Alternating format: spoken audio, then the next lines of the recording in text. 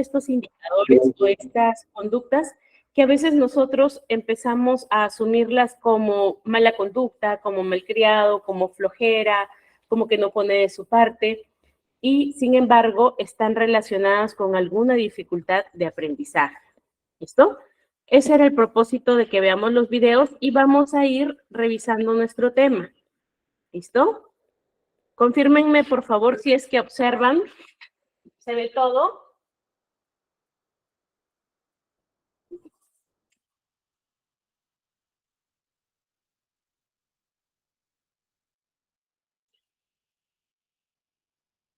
¿Sí se ve? Gracias. ¿Se escucha bien?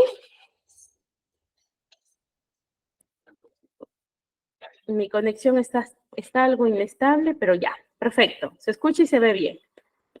Gracias, muchas gracias. Muy bien, entonces vamos a empezar con esto. Les pregunto, con los videos que hemos visto, con los comentarios de este especialista en dificultades del aprendizaje, ¿qué concepto tenemos acerca de las diferencias individuales en aula? ¿Qué debemos tener en cuenta? Ya este tema o este término lo hemos venido trabajando clases anteriores, ¿verdad? Que nosotros veníamos diciendo que es importante que conozcamos las diferencias individuales. ¿Listo? Entonces, estas diferencias están relacionadas solamente a los trastornos del neurodesarrollo, a trastornos de aprendizaje, o no está solamente relacionado a eso. ¿Qué dice?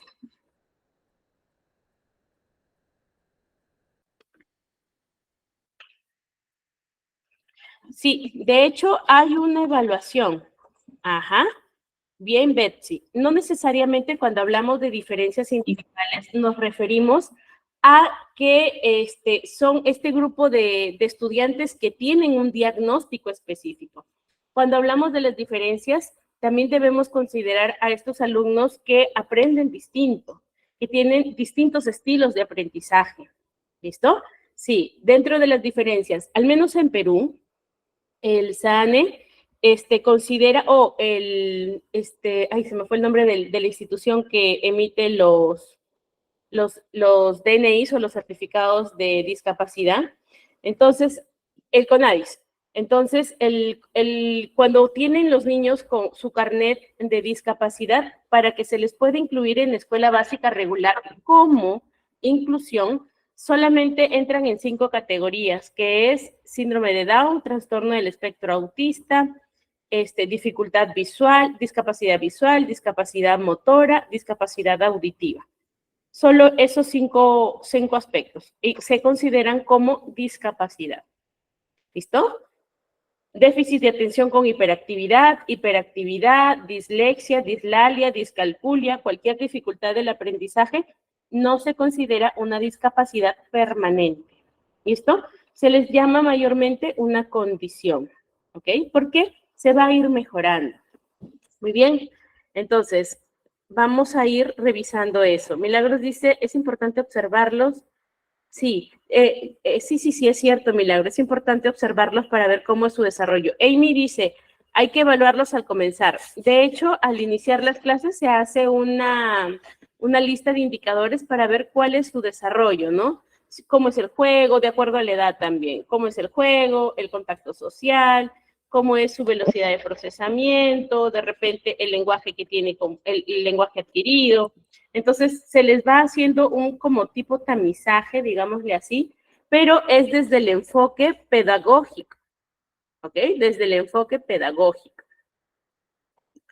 Hay una evaluación diagnóstica, correcto. No cubre todas las aristas, pero al menos se va considerando algo. Ahora, si nosotros quisiéramos saber si el niño o mi niño aún está, cómo va con su desarrollo, es importante o que nosotros busquemos un especialista para que pueda hacer la evaluación, ¿verdad? Para que pueda hacer la evaluación y que vayamos y que vayan, y que sepan sobre todo si es que hay que hacer una intervención o si solo hay que hacer estimulación. Entonces, sobre todo para que nosotros no perdamos tiempo valioso. Mientras más temprano se detecten esas dificultades, mejor va a ser el abordaje y mejor va a ser la forma en cómo va a responder el paciente. ¿Listo? Sí, esas fechas son torturosas porque los padres, o es más, algunas escuelas condicionan la matrícula con un informe psicológico, ¿no? Y a veces los informes están asociados, por ejemplo, a alguna dificultad,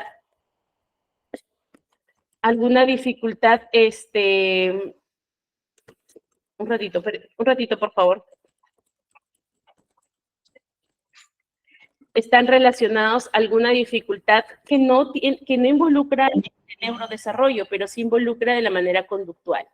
¿Listo? Entonces, eso hay que hacer la diferencia desde la perspectiva profesional para que los padres o los padres cuidadores o maestros sepan cómo van a abordar la situación. Definitivamente, Idaria creo que dice. Sí, Idania.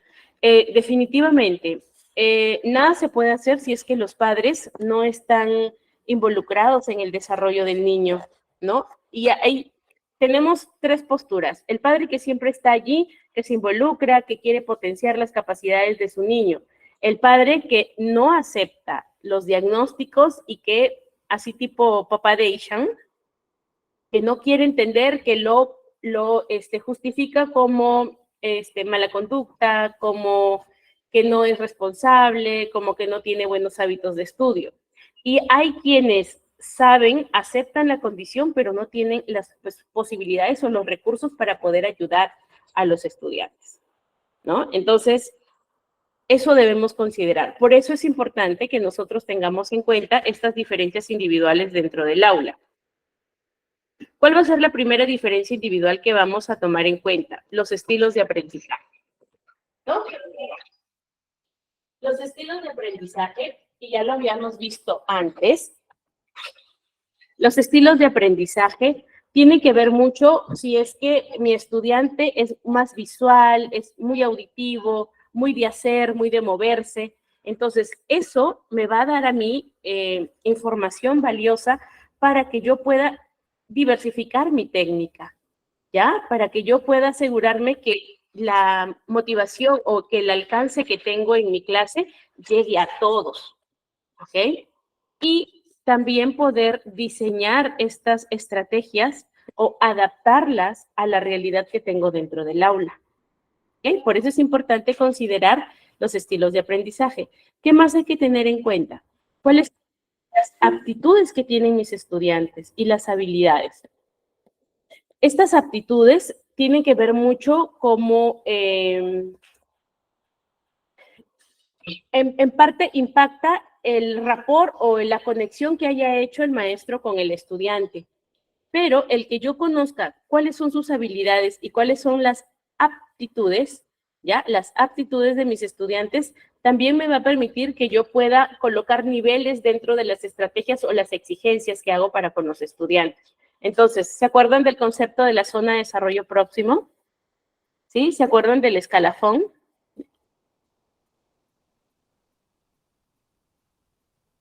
¿No se acuerdan o sí se acuerdan? ¿Sí? A ver, alguien por ahí que me defina el concepto de zona de desarrollo próximo mientras les voy explicando. ¿Listo? Entonces, el que tengamos en cuenta estas habilidades va a hacer que yo también pueda ir de menos a más con la exigencia de mis alumnos y que dentro de toda esta gamificación yo pueda tener actividades que tengan un nivel, pongámosle así, si yo mido del 1 al 3, nivel 1, nivel 2, nivel 3 es más avanzado, ¿no? Para que pueda darle el trabajo y que todos participen y que los vaya midiendo según su capacidad. Eso no significa que yo siempre voy a ser condescendiente. La idea es que los llevemos a la zona de desarrollo próximo, o sea, que los llevemos a donde donde pueden estar, a donde sus capacidades van a rendir. ¿Ok? Entonces, eso va a ayudarme a que ellos también puedan sentirse atendidos dentro del aula. Y va a impactar en que el ambiente del aula vaya mejorando. ¿Ok? Tercer punto, tercera diferencia individual. A ver, nadie me puso el concepto de zona de desarrollo próximo. Muy bien, en las necesidades especiales es ya puntualmente identificar estos trastornos del neurodesarrollo o estas dificultades de aprendizaje para que yo pueda hacer, junto con el especialista de la institución que se encarga de hacerle seguimiento a los niños que están considerados en discapacidad en educación básica regular. Entonces, para que pueda hacer las adaptaciones curriculares, que van a ser la guía, la ruta que van a seguir los maestros para poder desarrollar las competencias con los niños que tienen esta dificultad. ¿Listo? ¿Qué más debo tener en cuenta? ¿De dónde vienen mis estudiantes? ¿Cuáles son sus orígenes? ¿Cuál es su cultura?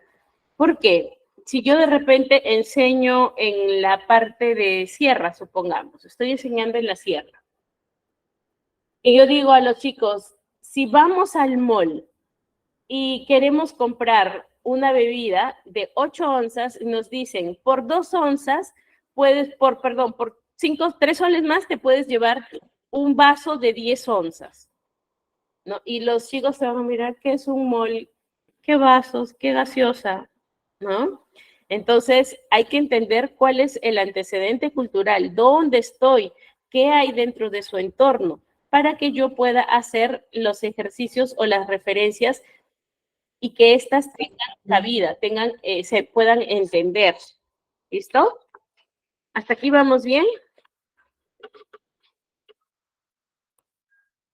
Muy bien.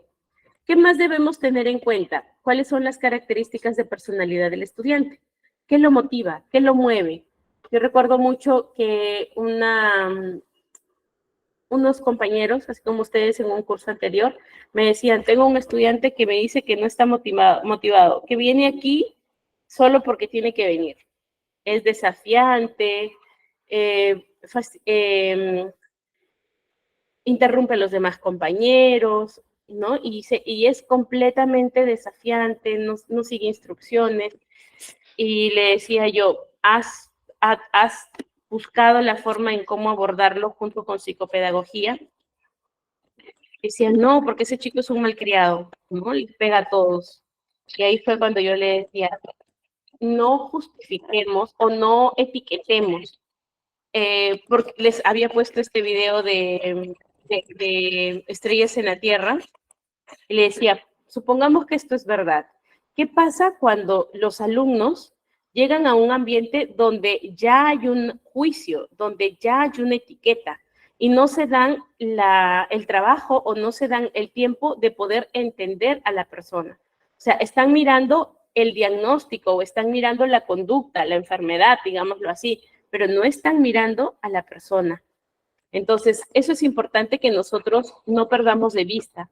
No atendemos casos, no atendemos diagnósticos, no atendemos conductas, no atendemos problemas, atendemos personas, ¿ya? Educamos a las personas. Por lo tanto, hay que conocer qué los motiva, qué los mueve, cuáles son sus gustos, para que yo de acuerdo a eso pueda utilizar estrategias que tengan efectividad. ¿Ok? Ah, y Dania dice, eso nos pasa con los libros que da el Estado, que tiene que ver más con la realidad de la sierra o la selva. Entiendo. Ok, ¿qué más debemos tener en cuenta? ¿Qué les gusta? ¿Cuáles son sus intereses? ¿Cuáles son sus pasiones? Los chicos ahora, por ejemplo, les gusta Skilly Toilets, les gusta este juguete de Boogie Boogie, Garden of Bang es el juego, ¿no? ¿Qué más les gusta? Street Fighter, juegos de roles, videojuegos. Y nosotros, Find to Free, sí, Dinosasa, sí, Dinodasa, Dinociudad, no sé qué. Y tú te quedaste en la época de tus dibujitos.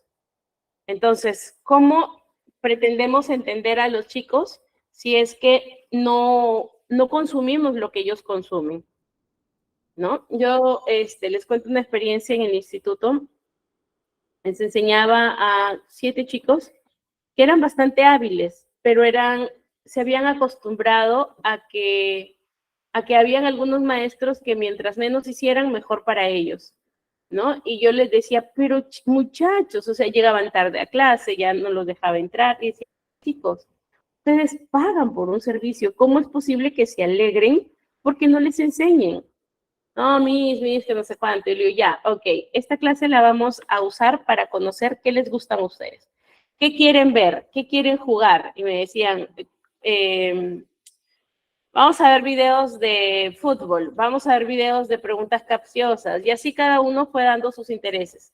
Entonces, para las siguientes clases, yo ya iba con mi dinámica de, primero decía, ok, vamos a trabajar el tema de hoy es esto, y vamos a designar 15 minutos para que hagan sus actividades lúdicas, que a veces les llevaba hasta juegos, ¿no? Les llevaba juegos de razonamiento lógico, o juegos de construcción, o juegos para llevarlos al extremo, a ver cómo iban manejando su emocionalidad. Entonces, es importante que conozcamos cuáles son los intereses y pasiones de mis estudiantes. También cuál es su condición económica, su trasfondo económico. ¿Para qué? Para que yo no pueda hacer comentarios o de repente hacer ejemplos que puedan herir susceptibilidades, ¿no? De repente yo no lo hago con la intención de denigrarlo, ¿no? Pero se puede sentir de esa forma. Entonces hay que tener consideración y hay que ser conscientes de estas diferencias para que nosotros podamos proporcionar la igualdad de condiciones, ¿ya? La igualdad de oportunidades también para los estudiantes. Y el último punto es la interacción social. Pues la interacción social me va a permitir que ellos puedan aprovechar oportunidades o fomentar oportunidades, que haya interacción grupal, que también sepan manejarse en grupos pequeños, en grupos grandes, comunicarse a multinivel, porque estas habilidades a las finales son las que les van a servir para cuando ya no estén en la escuela, para cuando tengan que estar en la etapa educativa superior, o de repente para cuando se tengan que insertar a la vida laboral, ¿no? Entonces, todo esto hay que tenerlo en cuenta. Aquí es un poco para mirar cuáles son los distintos tipos de aprendizaje, que ya sabemos, visual, solitario individual, auditivo, kinestésico, táctil, ¿ya? Esos son y lógico-matemático. Esos son los tipos de aprendizaje. Entonces, yo tengo un niño que no se le da muy bien, digamos así, las letras, pero es un capo en números, ¿no? La historia no le gusta para nada, no le gusta para nada, pero le gusta relatar cuentos, escribir. Entonces, yo puedo utilizar este tipo de trabajo o estas formas diferentes que tenemos las personas para adaptar las estrategias, ¿listo? Y para evitar estos juicios de valor que lo que van a hacer es minimizar o menospreciar al estudiante, ¿ya? Por aquí hay ejemplos de cómo es el visual, el auditivo, el verbal, el físico kinestésico, el lógico matemático, el social y el individual. Entonces, si el niño, por ejemplo, prefiere utilizar formas escritas, orales, o utilizar el sonido para aprender alguna actividad, como por ejemplo mejorar la concentración, mejorar la atención, o para mejorar la parte psicomotriz, los deportes, ¿no? Que aparecen a eso de los 7 u 8 años. Entonces, o más chiquitos, hay algunos niños que desde los 3 o 4 años ya están siendo entrenados en disciplina deportiva. Entonces, prefiere utilizar de repente el cuerpo o las manos para el trabajo, ¿ok? O para aprender. ¿Hasta aquí vamos bien?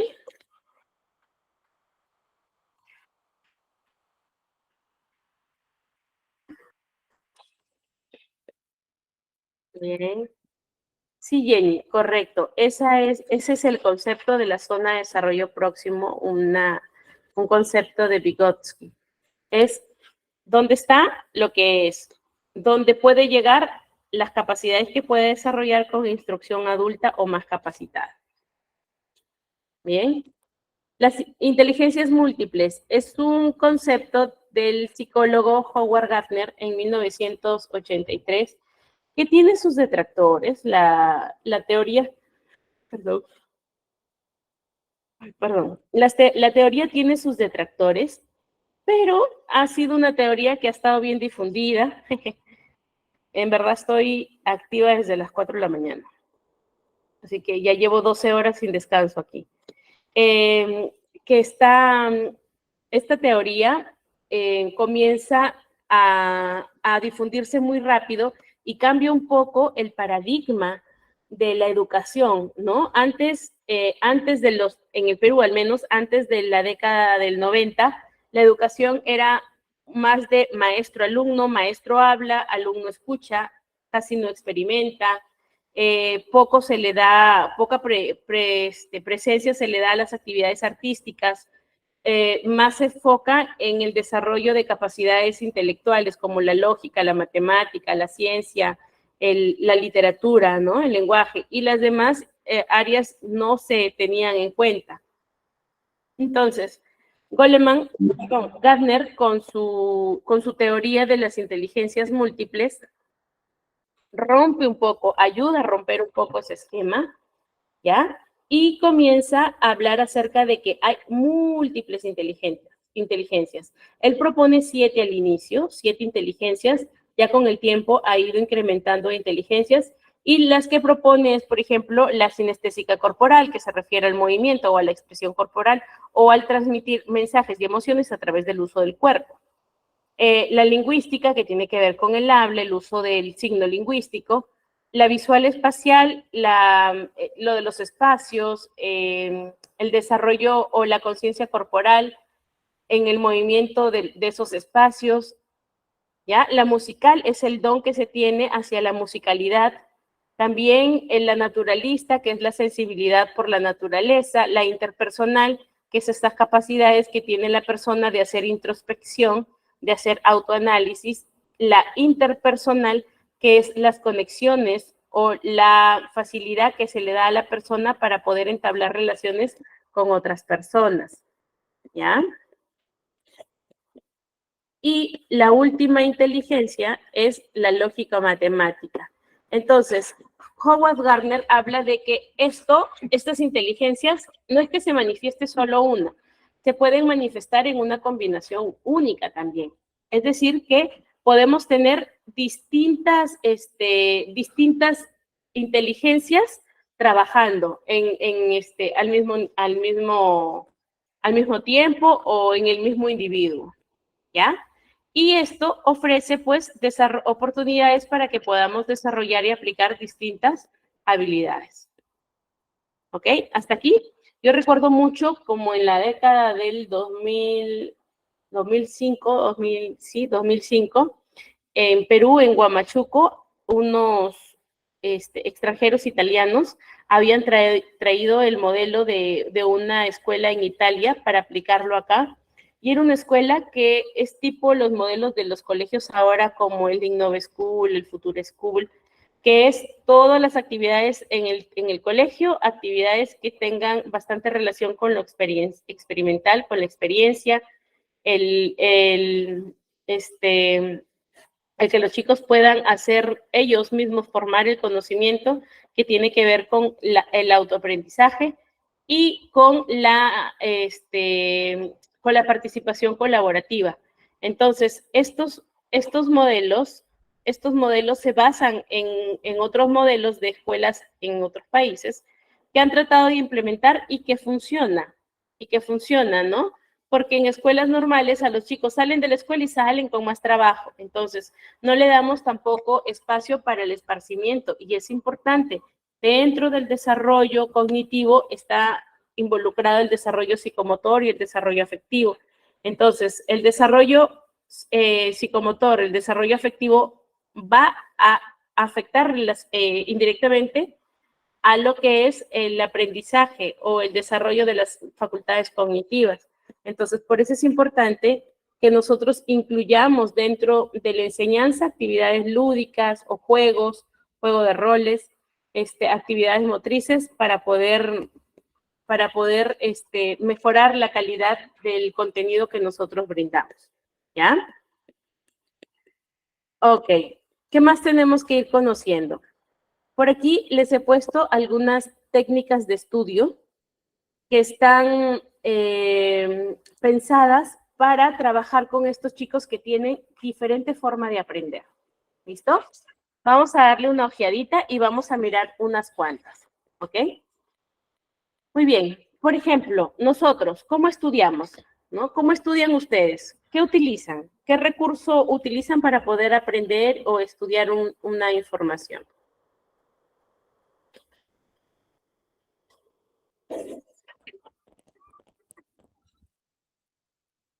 Ay, mañana.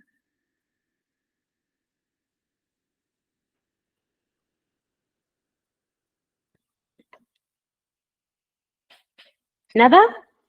¿Están allí o están como yo, medios dormidos? A ver. Vamos a despertarlos. ¿Cómo aprenden ustedes? ¿Cómo aprenden? A ver, Rosa. Rosa, Bexy, ¿quién más? A ver, Cintia.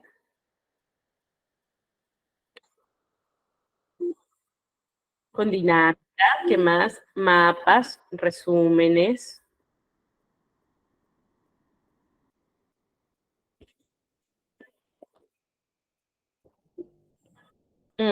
Más visual, con música. Muy bien, tienes que tener, Amy, un lugar, un espacio adecuado para poder estudiar. Investigación, Amy, muy bien, mediante videos. Ok, entonces, vamos viendo qué de las técnicas o de las estrategias que ustedes tienen para estudiar están contempladas dentro de la propuesta que les hago. ¿Ok? Muy bien. ¿Quién crea un horario de estudio regular y realista? O sea, todos los días estudia a esa hora. Y asigna tiempo para cada tarea y materia. ¿Quién lo hace? Yo no, me desocupo primero de mis cosas y de ahí dedico tiempo para estudiar. ¿Ok? Pero si queremos mejorar las, yo no, pipi, pocos, realmente pocos. Y más que todo, estas actividades se hacen pues cuando estás en la época estudiantil pura, ¿no? En los que tus papás te asisten, tienes ciertas responsabilidades, pero tu obligación es estudiar. Claro, por eso es importante que nosotros conozcamos cuáles son estas estrategias, porque si no las aplicamos en el pasado, podemos aplicarlas ahora. O si tenemos hijos o los mismos estudiantes, podemos enseñarles para que ellos encuentren qué forma de estudio o qué técnica de estudio van a poder utilizar para poder mejorar su rendimiento académico. Si no saben cómo estudian, no van a hacer ningún cambio, no van a mejorar. ¿Ok? Crear un horario y asignar tiempo a cada tarea hace que también el uso del tiempo de estudio sea eficiente, porque de nada sirve que el niño esté sentado desde las 2 de la tarde hasta después de que almuerza, 3, pongámosle, 3 de la tarde hasta las 8 de la noche y ni siquiera supimos qué hizo, ni apreciar el avance. Entonces, máximo 2 horas dedicadas al estudio, 2 horas, pero debe ser eficiente, o sea que debe tener sentido, ¿ya? Debe tener un propósito ese estudio.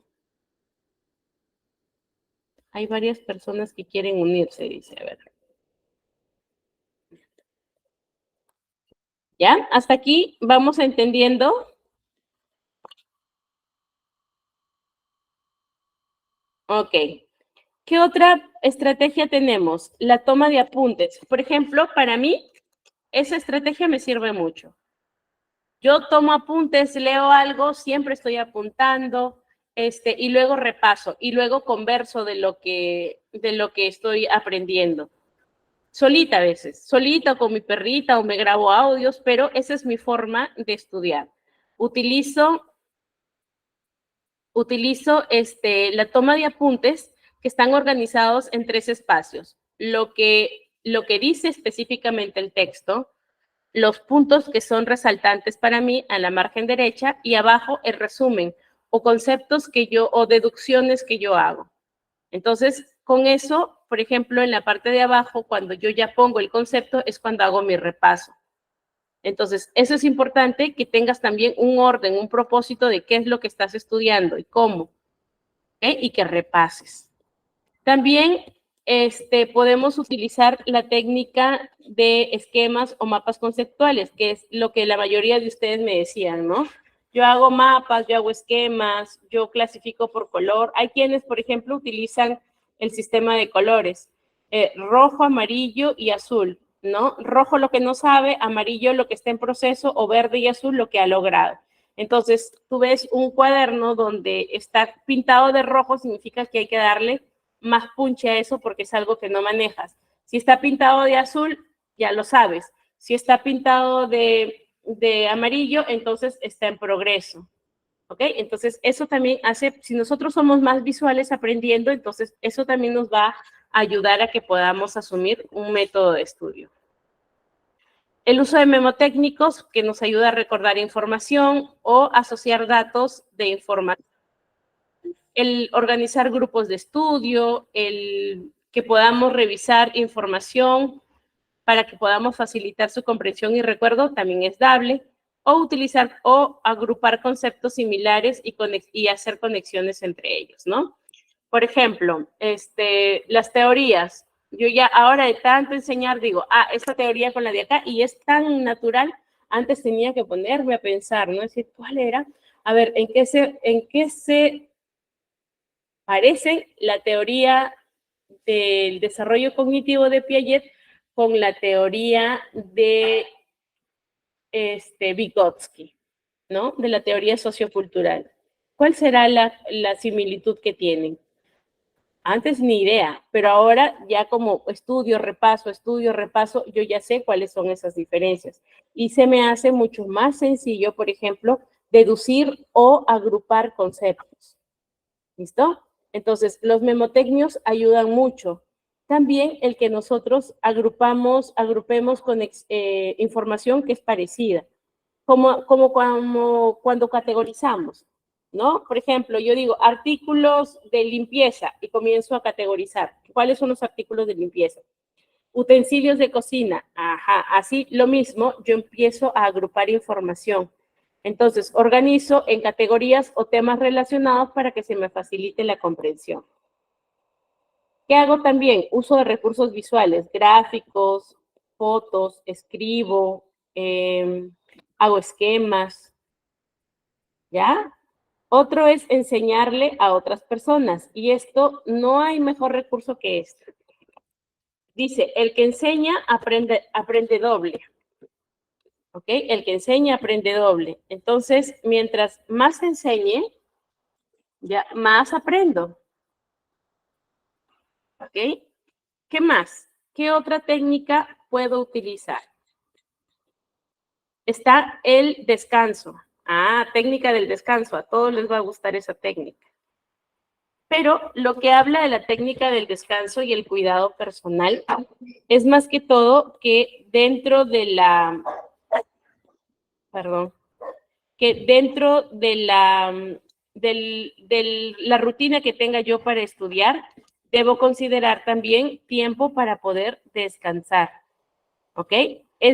Hay que programar los descansos que sean regulares entre semanas para que yo no solamente diga mi tiempo libre solo para estudiar, sino que también estén organizadas actividades de esparcimiento o actividades sociales que van a reforzar lo que yo ya voy aprendiendo. Sí, definitivamente. Si no, no es pedagógico. Por ejemplo, hoy día nosotros tenemos 3 horas de clase. Entonces, darle de corrido es matador, es cansado. Para ustedes que están escuchando, imagínense para uno que habla. Entonces, por eso es importante que siempre tengamos una pausa entre actividades que hagamos, ¿ya? Por ejemplo, si yo le doy, dice ahí, 3 horas, entonces yo puedo programar actividades de 30 minutos, 10 de descanso, 30 minutos, 10 de descanso, y a los finales estoy estudiando ¿cuánto tiempo? Hora y media. Pero ya voy avanzando. Y puedo dar metas, de tal tema a tal tema tengo que estudiar en esta hora. Entonces, eso va a hacer que el trabajo y el tiempo que me exige el estudiar sea mucho más eficiente. Y la última estrategia es hacernos preguntas, así como yo les digo, ¿no? A ver, ¿quién recuerda el concepto tal? A ver, ¿se acuerdan de este concepto o quién me define esto? Las repreguntas nos van a ayudar a que nosotros desarrollemos el pensamiento crítico, ¿ok? Porque vamos a gestionar o vamos a evaluar lo aprendido y a consolidar en conceptos que nosotros entendemos. ¿Listo? ¿Hasta aquí vamos bien? Muy bien. Déjeme un ratito abrir mi cuaderno porque acá hay unas siglas en inglés que a veces no las recuerdo. Muy bien. Ahorita, ¿qué vamos a ver? Vamos a ver los métodos de retención de información. ¿Y para qué serán buenos los métodos de retención de información? Pues a veces hay alumnos que dicen, yo estudio, pero me olvido de todo. Llega el examen y de cuenta que mis conocimientos se fueron, se escondieron, se mudaron de cabeza. Tenía un niño un estudiante que me decía, para los exámenes yo les ponía, ¿ya estaban listos? Y vinieron con todo su conocimiento y me respondían, con todo, con fe, pero sin conocimiento, me decía. Tremendo. Con todo menos conocimiento, esa era la frase. Con todo menos con conocimiento. Tremendos mis alumnos. Muy bien. Entonces, vamos viendo cuáles son estos métodos. ¿Ya? El primero, a ver, ojalá que me acuerdo. El primero son si gustan, me van ayudando en algunos conceptos porque, por ejemplo, el SQ3R, como son términos en inglés, no me acuerdo muy bien, pero el plema sí me acuerdo. ¿Ok? Entonces, de repente por ahí van buscando y me van ayudando con qué significa cada método. Pero el primero, que son las reglas memotécnicas, son métodos que me van a ayudar a asociar. Es como si yo pusiera en una mochila, en una bolsita, diría, aquí van todos los conceptos de psicología educativa. Otra mochilita, aquí van todos los conceptos de psicología clínica. Ya, entonces, si yo saco una palabra de mi bolsita que dice conducta, ¿qué sé acerca de eso? ¿O qué me hace pensar esa palabra? ¿Ya? Esas son las reglas memotécnicas. La otra puede ser que yo utilice, por ejemplo, las abreviaturas para aprender algunas frases largas, ¿no? Que yo aprenda. Por ejemplo, dice PQT. Siempre ponían PQT o FYI. Y dice, ¿qué será FYI? Y los flojos dicen, for your information, ¿no? PQT, ¿para qué te traje? Para reírnos un ratito. ¿Ya? Entonces, yo decía, ¿qué serán las siglas? Ahora, ¿cómo hablan los muchachos? También con siglas, ¿no? La chaviza, dice. Entonces, estos memotecnias me van a ayudar a que yo pueda relacionar un tema a una palabra en específico y que cuando yo mencione esa palabra se abra todo el bagaje de información que tengo. ¿Ok? ¿Qué más? Que las sesiones sean cortas y espaciadas. Así como les decía, media hora, 10 minutos de descanso y así hasta completar las 2 horas de estudio. Tiene que haber descanso, si no nos aburrimos o nos estresamos y de ella le perdemos el gusto por estudiar. El método SQR, y es que es revisar, cuestionar, y las 3 R's, que es leer, repasar y repreguntar, ¿no? El review. Entonces, es el método en el que me va a servir para que yo pueda seguir el paso a paso que indica la técnica o el método, ¿ya? Entonces, el primero es el de ojear.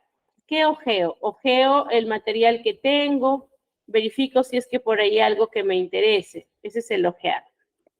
Luego, el question, preguntar. ¿Qué pregunto? ¿Qué sé del tema? Me hago preguntas acerca de lo que voy a aprender. Luego, el segundo es, repetir. Gracias. El repetir. Entonces, es que yo repase la información para que ésta pueda quedarse grabada. Y la última R es el de repasar. Me parece que la última R es el de hacer los retest, ¿no? Porque yo me hice preguntas al inicio y luego me puedo volver a hacer preguntas para evaluar que el conocimiento sí está adquirido. ¿Ok? Muy bien. Fomentar la memoria visual. Hacer ejercicios de observación y concentración. ¿Y cómo son estos ejercicios? Por ejemplo, al entrar en una habitación nueva, un ejercicio de decir, ¿qué artículos ves de tal color? O el famoso juego que nosotros hacemos, el veo, ¿no? Entonces, ¿qué ves en este ambiente? ¿Qué entraste sin que yo te pusiera en alerta? Por lo tanto, eso va a ayudar a que mi memoria visual esté mucho más ágil y mi campo visual también incremente. ¿Ya? El crear una historia. Entonces, el crear una historia va a servir para que yo pueda relatar. De repente se me hace difícil aprenderme historia, aprender geografía, aprender biología. Entonces, creo una historia relacionada al tema con términos parecidos o si no los mismos términos que me ayuden a recrear la información para poder utilizarla. ¿Ya? ¿Hasta aquí vamos bien?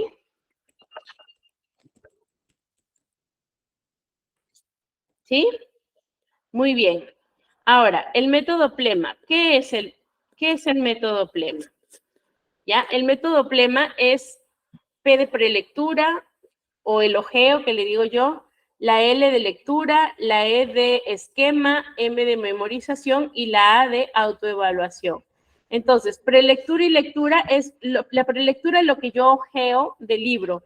La lectura es lo que a conciencia voy leyendo e interpretando. El esquema es el mapa mental o el mapa por escrito que yo puedo hacer acerca del tema. Luego la memorización, que es el revisar la información y nuevamente procesarla, hace que sea mucho más fácil, acorta el tiempo. ¿Ya? Y la autoevaluación, que es el hacerme las preguntas acerca del tema para validar mi conocimiento. ¿Hasta aquí vamos bien?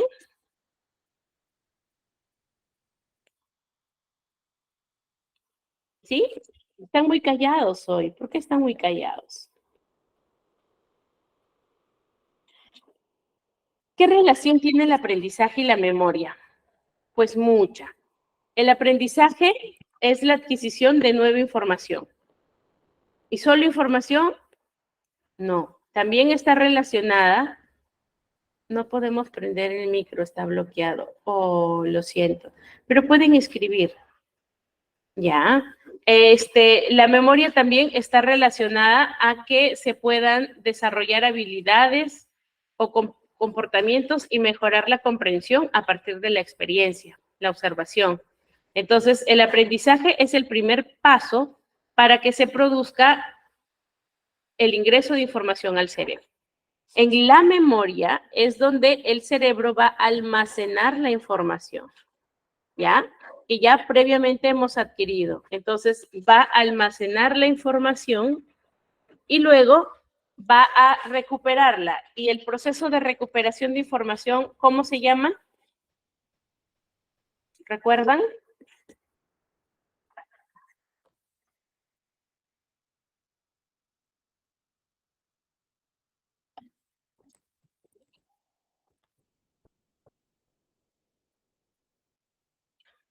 Nada. ¿Cómo se llama el proceso de recuperación de información? Ya lo dije. Evocación. Ya, el proceso de evocación. Muy bien. Hay chicos que dicen, yo estudio, pero no me acuerdo de nada, estoy mal, negativo completamente, no me acuerdo de nada. Vamos a aplicar estrategias de cómo prevenir el olvido y promover el recuerdo a largo plazo.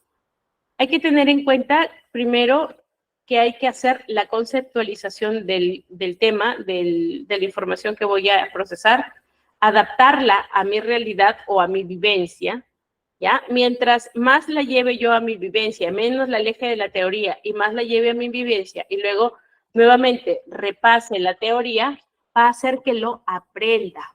Y de ahí viene la cuarta parte, que es la reflexión. ¿Para qué me sirve eso que aprendí? Ajá. Se llama evocación. El que yo pida la información a mi cerebro es evocación. El que la almacene es aprendizaje. La retención estaría relacionada más con la memoria a corto plazo. Esa memoria diaria, ¿no? Que cambia, que todos los días yo hago actividades distintas y que mientras más pasan los días, menos clara es la memoria, menos precisa es la información que yo voy a recordar o evocar. Muy bien. Entonces, ¿cómo prevengo el olvido y promuevo el recuerdo a largo plazo? En este caso, tengo que hacer el repaso espaciado, enseñarle a otros, lo que sepa, lo poquito que sepa, no importa, enseñarle a otros. Luego también la asociación de ideas. ¿Ya? Lo que yo les comentaba como ejemplo, qué parecido tienen las teorías de Vygotsky y teorías de Jean Piaget. Luego, la interconexión de conceptos. Ah, mira, estos dos hablan acerca ¿de qué habla? De la zona de desarrollo próximo, ¿no? Es esto, Vygotsky lo menciona y Piaget lo mencionó así medio como por agüita caliente, pero Vygotsky ya lo interpreta, lo mejora, lo enseña y se forma parte de lo que es la teoría de Vygotsky, la teoría sociocultural. Entonces, ¿cómo hago yo la interconexión de conceptos entre lo que yo sé de ese tema, lo que sabía antes, perdón, y lo que ahora sé de ese tema? Eso me permite hacer la interconexión de conceptos. La práctica activa es la única forma en que nosotros nos vamos a hacer mejores en lo que hagamos. Y la autoevaluación o autoprueba es esa capacidad de decir que, a ver, veamos, ¿en qué ocupé mi tiempo? ¿Fue sano o no fue sano? Y que puedan hacer la evaluación para identificar si es que están bien, están aprendiendo bien o no. ¿Ok? La autoprueba o evaluación. ¿Hasta aquí vamos bien, señores?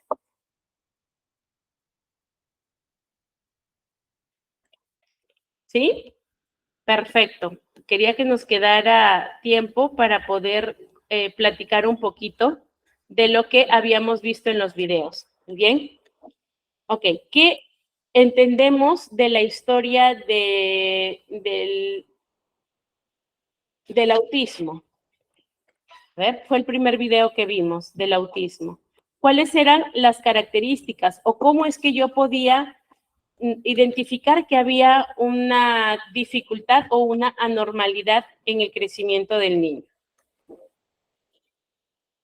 ¿Se acuerdan?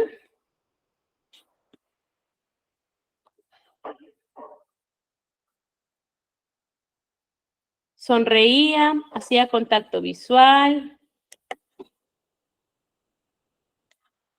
¿Pasaba eso? Ajá, no tenía contacto visual, de preferencia se aislaba, ¿verdad? Prefería jugar solo. ¿Qué más?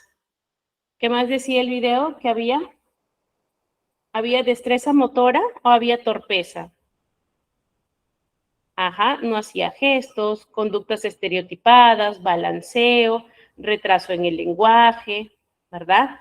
Exacto, odian los cambios de rutina. Apilan o no juegan, porque los niños juegan hacia caos, no, ellos apilan, ordenan, clasifican de menor por colores. Entonces tienen otro tipo de juego, ¿ya? Muy bien, voy a compartirles una pantallita. Ha sido un material que les hemos compartido. Pero como siempre están haciendo preguntas sobre autismo, entonces quería Quería compartirlos. ¿Cuál es esta? Esta es. Ujú. Sensibilidad a etiquetas y también tienen dificultad para adaptarse a cambios. Por ejemplo, nuevos sabores, nuevos amigos, nuevos ambientes, ¿verdad? Si a los 2 años hay nulo lenguaje, ya debemos preocuparnos. Ajá, poco contacto social, no vinculan emocionalmente, difícilmente aceptan este trabajo, hay ecolalias repetición, ¿no? Yo digo, vamos a jugar, y él dice, vamos a jugar, vamos a jugar, vamos a jugar, ¿no? Entonces, o de la frase que tú dijiste, repite lo último que escuchó, nada más. O le haces una pregunta y te repite solo lo último, no responde. Entonces, ya vamos viendo allí que hay dificultades. Uh-huh. Muy bien. Aquí es un cuentito, les he pasado varios, ¿ya? Los cuentos no solo van a servir para los niños, también para nosotros. Carencia de comprensión. En algunas veces, en otras veces tienen intereses fijos o intereses intensos. Hablan de un solo tema, se hacen expertos en ese tema, son competitivos, pero no identifican esas emociones que para uno se le hace bastante fácil el identificar qué está sintiendo la otra persona. Entonces, eso los hace parecer como que son fríos o distantes o esquivos, pero no es porque quieran serlo, no es por decisión, es porque no tienen las habilidades, ¿no? Entonces, vamos viendo este cuentito, dice, yo tengo un amigo. Es un cuentito acerca del espectro autista. Yo tengo un amigo que es único y especial, que tiene autismo, y mientras lo observo no dejo de pensar que tal vez no le gusta su nombre, porque cuando lo llamo por el suyo no me contesta.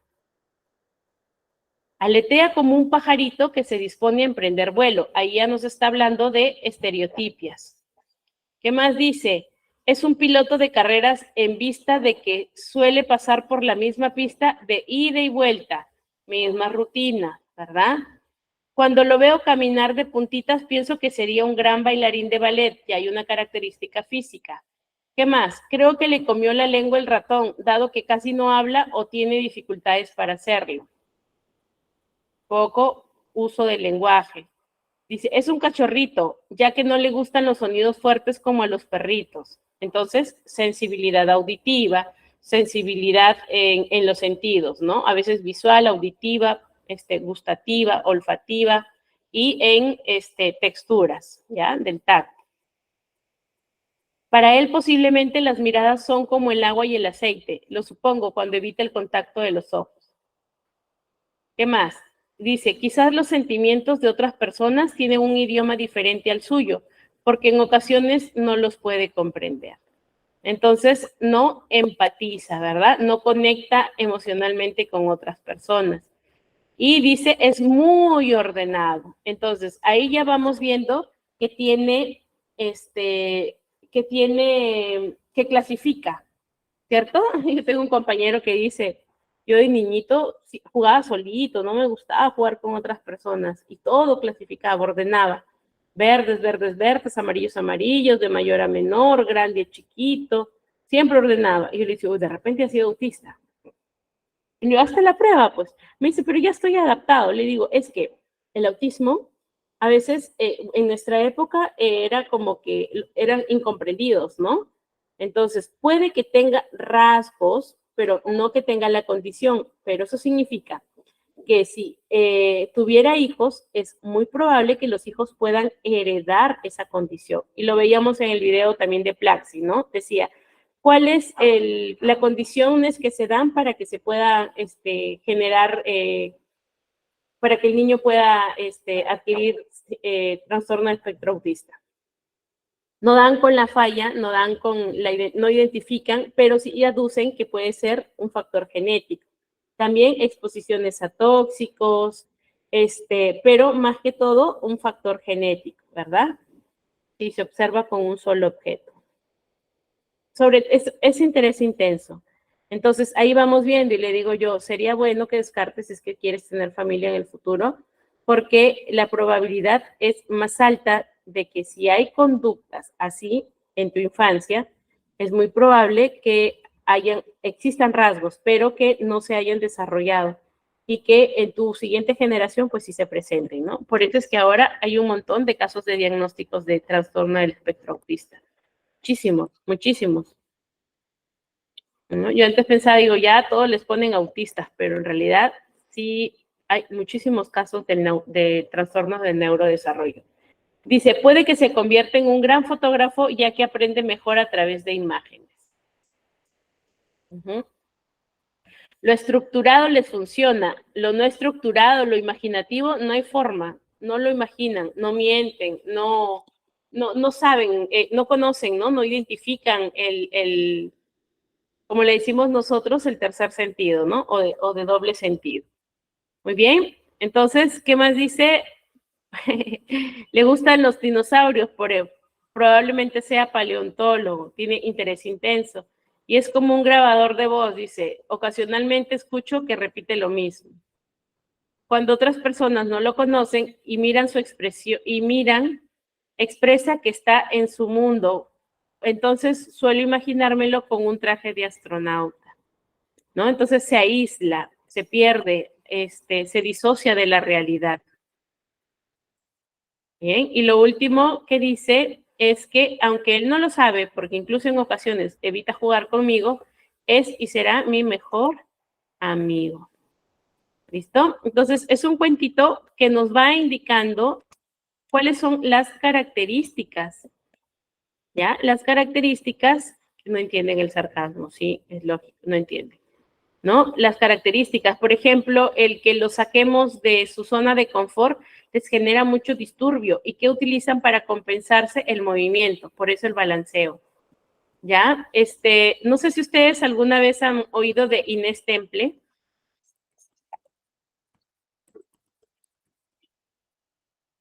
No, Temple Grandi, perdón, Temple Grandi. Temple Grandi, ¿ok? Inés Temple es una peruana que creo que está dedicada a la parte de recursos humanos, me parece. Ya, de Inés Grandin, Temple Grandin, ¿ya? Hay una película de ella. Es una zoóloga ella, por ejemplo. Es una zoóloga y etóloga. Ella tiene diagnosticado trastorno del espectro autista, ¿ya? Pero en ese entonces su diagnóstico era síndrome de Savant, creo que es. El espectro autista tenía nombres, ¿ya? Ahora solo es espectro autista. Entonces, ella, por ejemplo, su condición le permitió que ella mejorara las condiciones de crianza en la ganadería. Ajá, hay una película de eso.